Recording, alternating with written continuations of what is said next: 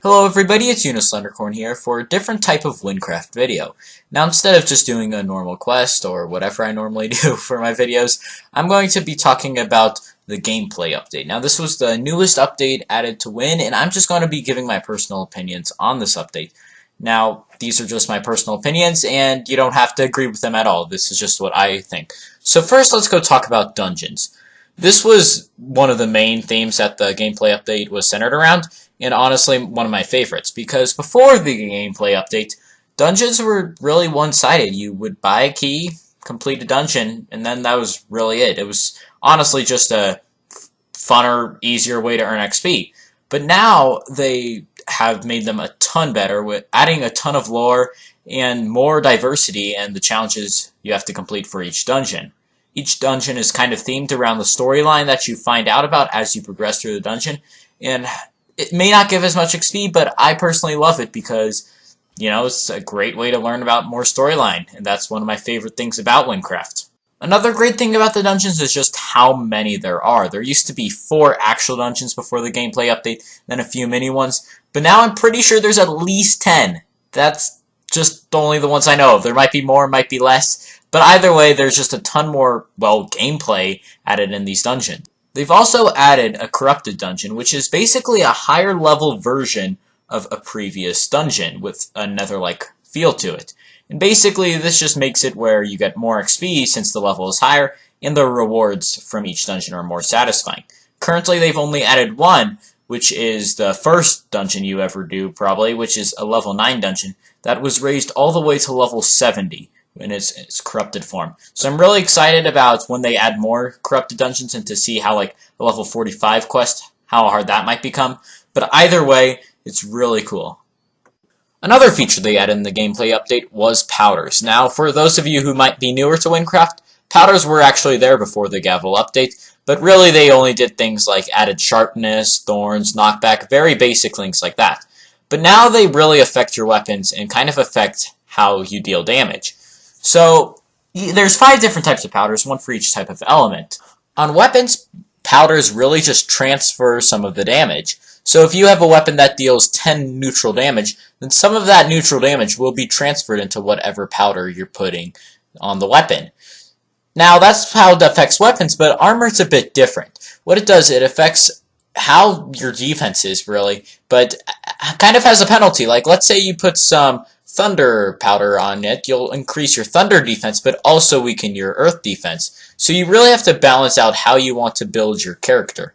Now, all the powders come in 6 different tiers, tiers 1 through 6. The higher the tier, in general, the better.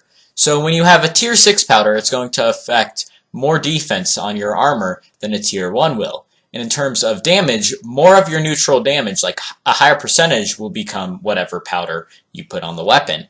And when you have 2 or more powders that are tier 4 or higher, you will actually get some sort of special abilities, to say the least, where they either increase your damage or boost some teammates and really change depending on your play style.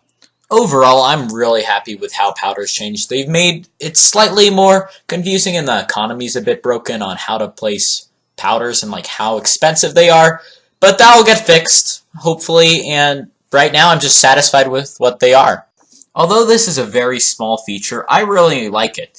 So what it is it's a boat that basically travels you to any island without you actually having to do any work, which is really nice.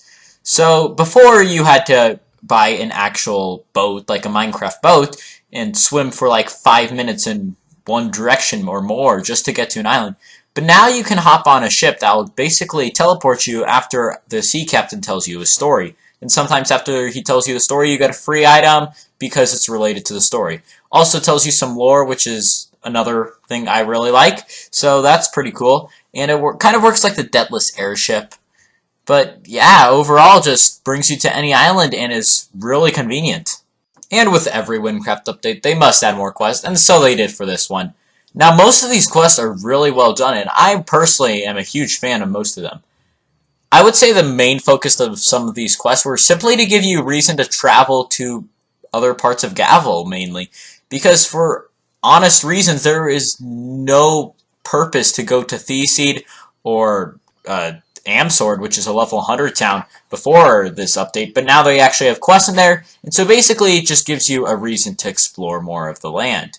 Most of these quests also give you access to new areas, which is really nice. So there's like a fast travel between Theseed and Eltom now, which is really nice for getting through the province. And I'm not going to spoil any of the quests for you in case you haven't completed them, but I really enjoy the quality of the quests. I feel like with every update they just keep on getting more interesting and more interactive with the player. Along with these quests, they've also added the fact that you need less XP to level up now, which is great, meaning it's easier to grind and more players will continue to play for Wynncraft.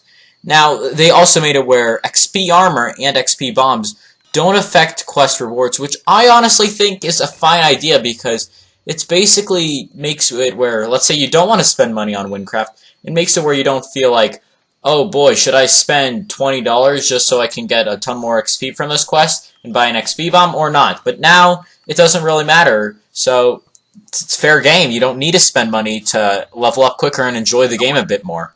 And the last thing I'm going to talk about today is the new Mythics they have added to the game in this update. Now, I'm first going to go over Mythic Armor. Now, they did actually add this, despite I'm pretty sure they said something along the lines of that they didn't plan on adding any more Mythics, but they did, so let's go over it. So they added 5 different boots, Mythic boots, and honestly, I don't understand why they did. I mean, I feel like Nether's Scar, a legendary boot, is honestly better than half of these. I don't understand what the purpose of them was. They just really help with builds, but none of them really stick out to me as really good. They've also added, though, a Mythic chestplate, and this one I like, but first let's go over all the boots. So the first boot is called Boreal. I don't know if I'm saying that right, and it's basically just an air boot.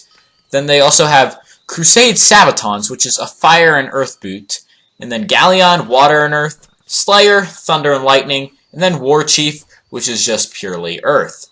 And now for, I think, actually my favorite Mythic added in this, in terms of armor, which is a chestplate called Discoverer, which the only reason why I'd actually want this is because it has a high loot bonus. So I would literally use this Mythic to get better Mythics, which is kind of ironic if you think about it. But it can have a loot bonus up to 150% on its own.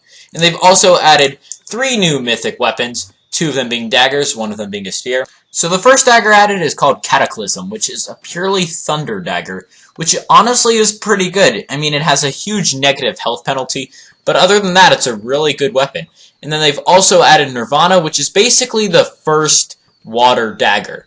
And in terms of spears, honestly, probably the best spear, Mythic spear out there, which is called Hero, and it is an air spear, which has fast attack speed and does a ton of constant damage, meaning I really want this and would probably use it. But that's all the Mythics. And that's basically all that was added in the gameplay update that I felt was worthy to talk about. So that's really all for this video. This was just a fun video I did, making my personal opinions. Now, I'm not trying to insult the build team's work or the content team. I know they put a huge amount of work into this, and overall, I really enjoyed this update. But other than that, I hope you all have a great day. Goodbye.